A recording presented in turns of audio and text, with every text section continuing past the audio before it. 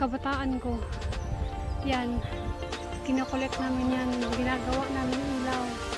Kasi sa bukid kami nakatira eh. Walang gas sa bukid, so ito ang ginagamit namin. Ayan.